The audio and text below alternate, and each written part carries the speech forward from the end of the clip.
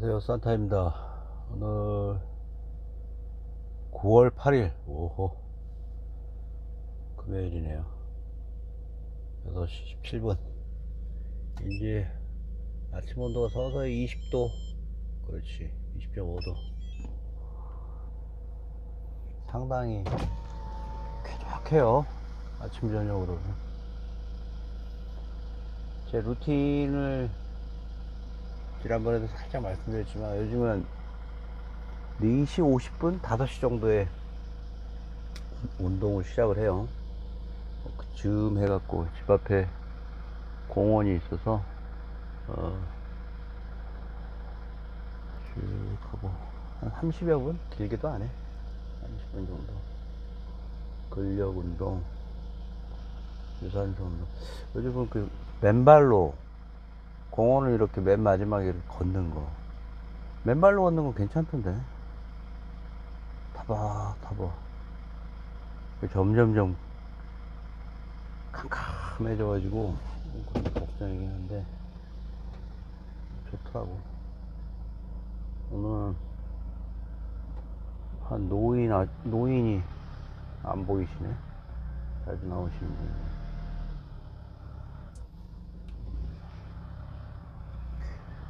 새벽에 운동을 하고, 그 베트남이라는 데나 이런 동남아 쪽 가면은 새벽에 오토바이 타면서 이렇게 출근하는 사람들이 그렇게들 많더라고요. 아주 그냥 7시, 6시부터 왕 하면서. 거기가 낮이 너무 뜨거워서 그런가?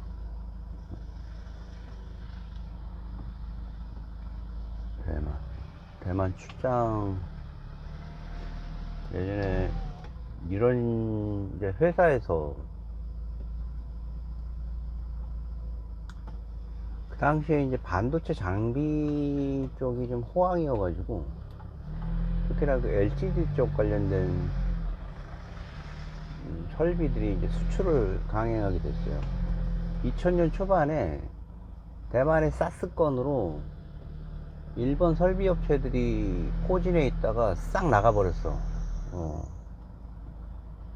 배신이지, 대만 입장에서는. 타이안 입장에서 법 배신이야. 그런 이유로 해서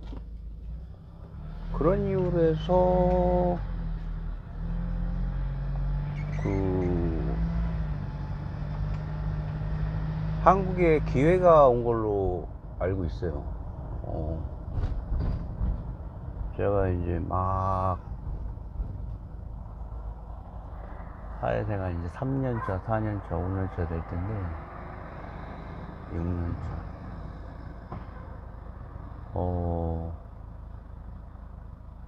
그 신주라는 데가 있고 타이중이라는 데가 있었잖아요. 네. 타이베이, 그 태북, 타이중, 태중, 그다음에 신주라고 우리나라의 기흥 같은 데야. 그러니까 산업단지가 이렇게 실리콘밸리, 일종의 미국의 우리나라 특정 대전 대덕 단지 그런 느낌인가? 아무튼 부도심인데 타이중하고 타이베이하고 중앙에 있고, 그 정부 차원에서 여러 기업들을 이제 이렇게 모아놓은데요. TSMC는 그 당시 나는 있었을 텐데 못 들어봤고, 어딘가에 있었겠지. 그게 신주였는지 모르겠는데, 나냐라든가 뭐 이런 업체들도 있었고, LCD 뭐 4세대, 5세대, 6세대 뭐 이렇게 하도 오래돼갖고 기억이 안 나는데, 거기에 경공정 베어글라스의 클린 설비들이라든가, 그 다음에 패턴에 대한 모라 피켓팅을 검출하는 검사 설비 등을, 뭐 마크로 설비라든가 이런 마이크로 설비, 뭐 이런 장비 설명을 좀 하자면, 일종의 이제 포토 공정에서 찍혀 나오면은 그 패턴에 대한 증착성 모라라든가 아니면 뭐 유기성 모라라든가 그런 게 있으면 결국은 칼라 필터나 TFT 쪽 이런 쪽에서 이렇게 접합 공정이 있은 다음에 제품 자체에 대한 불량 원인이 좀 있어요. 이슈가 생기게 돼요. 그렇게 되면은 전체 최종 단계에서 점성무라가 생기면 치명적이잖아. A급 제품이 생기는 게 아니라. 따라서 몇 번의 필터링 검사 설비들에 대한 이 공정 엔지니어들이 자기 리스크를 줄이기 위해서 회사에 이제 그건 전략이지. 자기 전략이라기보다 이제 뭐 말로는 제품 품질에 대한 어떤 신뢰성 차원에서 여기 조심해야 돼. 신뢰성 차원에서 이런 설비가 필요하다. 근데 결국은 본인이 그게 나중에 이제 밝혀지게 되면 어떤 특정 공정에 대해서 책임을 져야 되잖아. 그러니까 밀어붙이는 거지. 이스라엘 설비 이런 것들이 상당히 좋은 설비들이 많아요. 가격도 비싸고. 일본 설비라든가 광학 설비를 겐츄리에다 달아 놓은 다음에 그거를 특정 명령어를 넣고 쫙 스캐닝을 해서 보는 거야. 반자동이지. 완전 자동은 아니고. 근데 이제 우리는 이제 매뉴얼 타입인 것 같아. 매뉴얼 타입으로 해서 한국 설비가 약간 국산화하는 개념인데, 그것도 어느 정도 일정 부분 느낌이 안 좋다고 그러면은 투명공이 가서 그걸 뭐 10배다 20배다 한번 찍어 보는 거야. 그러면은 이렇게 패턴이 살짝 그 먹은 거라든가 끊어진 거를 볼 수가 있을 정도였어. 전 공정에서 나온 어떤 패턴에 대한 이슈 사항을 우리 공정에서 데이터를 받아 가지고 그 좌표를 가지고 쫙 열어보는 거지. 실제로 괜찮아. 근데 그걸 개발하기 위해서 난 내 옆에서 지켜봤는데 뭐 지난하더라고 아주. 엔지니어는 됐다 그러는데 참 힘들었던 내용인데, 그 건으로 인해서 도킹하는데 이제 이런저런 이제 국내 본사하고 해외에 있는 우리 고객하고의 중간 도킹도 하고 엔지니어들에 대한 도움도 필요해서 내가 이제 거기 파견이 된 거지. 보통 가면 한 15일, 한 달 정도 있었어요. 길게 가야지 한 달 정도뿐이 못 있었어요. 왜냐면 비자가 그렇게까지 안 나왔으니까. 비자를 반드시 받아야 되고. 아까 설명드린 그 이전에 중국과의 관계로 인해서 대만의 관계를 단절시켰어요. 대만 사람도 그래서 별로 우리나라에 대한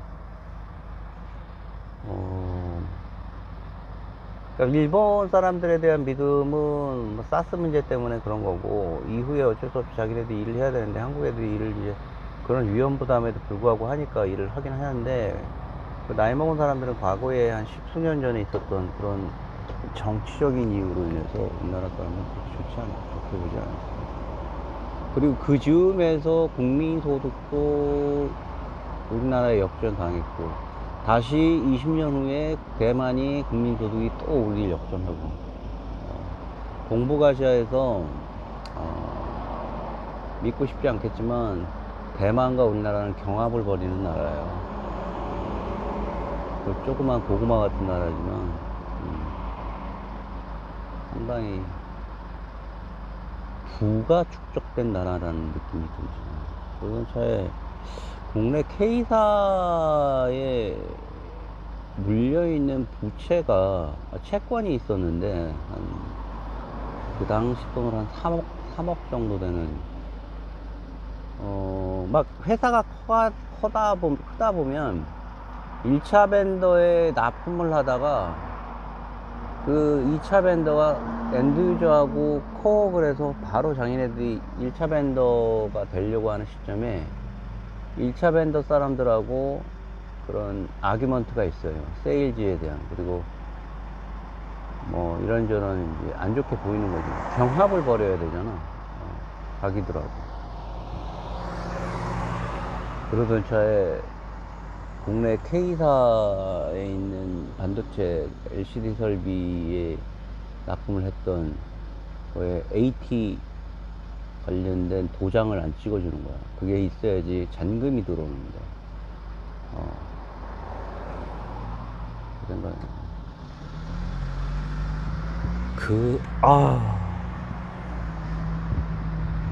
예전에도 말씀을 잠깐 언급을 했는지 모르겠지만, 이 땡땡 부장이라는 사람이 있었는데, K사에. 그걸, 지금은 퇴사했을거지. 야, 그때 이런 어떤 자기가 가지고 있는 역량을 한번 좀 키웠던 것 같아, 내가. 사람이 단계별로 크는 계기가 있어요. 그게 이제 뭐 여행이 될 수도 있고, 업무로 인해서 사람이 커질 수도 있고 하는데, 예전에 그 해외여행을 갔을 때 한번 사람이 세상을 보는 눈이 좀 많이 커졌고, 이후에 이 프로젝트를 채권 회수인데 되게 복잡했어. 이건 뭐 강요할 수도 있는 상황이 아니고, 이제 그쪽이 바라는 그 펜딩 이슈, 채권이 지급되지 않는 이슈에 대해서 분석을 해야 되고, 그걸 보고를 해야 되고, 이후에 리턴을 받아서 어떤 부분을 어떻게 해결해야 되는지를 공유를 했고, 그리고 그 공유된 사안에서 벌어지는 일부 이제 결제 금액들이 좀 있었어요. 그거에 대해서 지급에 대한 요청을 사장님한테 했고, 거기서부터 이제 힘들어지는 게, 우리가 또 해줘야 되느냐 말아야 되느냐, 이걸 우리가 왜 해줘야 되느냐. 결국은 K사 쪽에서도 채권 지급이 되려면 너희들이 가지고 있는 이런 이슈들을 해결을 하라는 명목인데, 그거는 우리가 해야 되지 않을 상황일 수도 있었어, 어떻게 보면. 하지만 30만 불 정도 되는 그 돈을 회수를 하려면 주고 받아야 되는 부분이 좀 있잖아요. 한 500여만 원 정도의, 자세하게 하면 이제 마그네틱이라는 어떤 롤러라는 게 있었어요. 마그네틱 롤러. 그걸 좀 지급을 해서 현장 쪽에 있는 팀장하고 해결을 봐달라. 그럼 내가 그걸 전향적으로 채권 지급을 하겠다. 복잡하더라고. 또 엔지니어를 일단은 지원을 받겠습니다. 그래서 도사장님, 사장님들도 보고하고, 뭐 상무님한테도 보고하고, 내가 테크니컬 쪽인데, 세일 쪽인데, 이거 뭐 별걸 다 한다. 그러면서 이제, 근데 바로 위에 계시는 상무님은 전무, 상무 뭐 이렇게 왔다 갔다 했던 것 같아, 직급이. 탐탁지 않게 생각했지. 새끼가 다른 퍼포먼스가 있어야 되는데, 이게 무슨 채권 회수나 하고 다니고 말이야. 대만을 밥 먹듯이 출장을 다니질 않나. 그러니까 이제 이런 생각을 했던 것 같아. 야, 30대 초반에가 말이야, 그 채권을 해외에서 말이야, 그것도. 그러니까 국내에 본사가 있는데 해외에 장비가 깔려 있는 거를 핸들링 하면서 국내에 있는 채권과 조인을 해갖고 그걸 회수를 하고, 또 기술적인 어떤 서포터를 해줘야 되는 상황에서 사람을 뽑아다가 거기다 지급을 해주고 해결을 해서 AT를 받아야 되는 선상에 이제 그걸 네가 할 수 있을까? 주임이었는데 대리였는데 어머씨. 나는 뭐 그냥 한 거지 뭐. 시키니까 시키는 대로 한번 해봐 그래갖고 했는데 이제 쉽지가 않고 뭐 한 달 이상 2달 이상 지냈는데 그 입장이라는 K기사 쪽에 직접 가갖고 내 이제 결의를 보여줬어. 위반자반에서 기사에서 요구하신 이런 마그네틱 타입이라든가 이런 펜딩을 해결을 해드리겠습니다. 또 해결을 했더니 유선상으로 또 나중에는 지급을 이런 근거 저런 거 그랬더니 뭐 대만 쪽에 있는 이너록스인가 그래 대만에서 이제 생각나. 이너록스 이름도 씨 여기 팀장하고 승인을 받았냐 얼마 알아보시면 저보다 더 잘 아시겠습니다. 그걸 또 돈이 지급이 됐네. 그 돈을 그렇게 줄 걸 말이죠.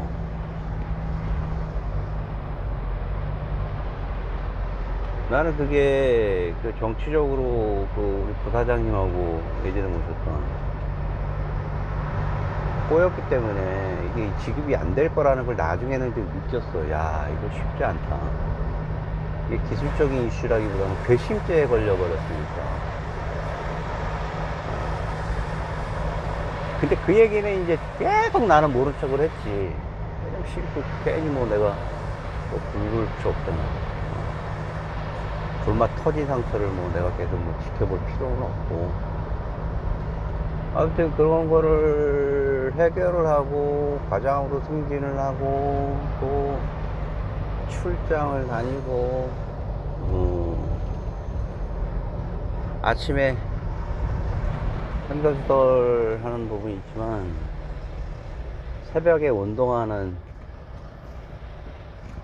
우리 동남아 우리 국민들에 대한 생활 패턴을 보고 갑자기 그 생각이 났네.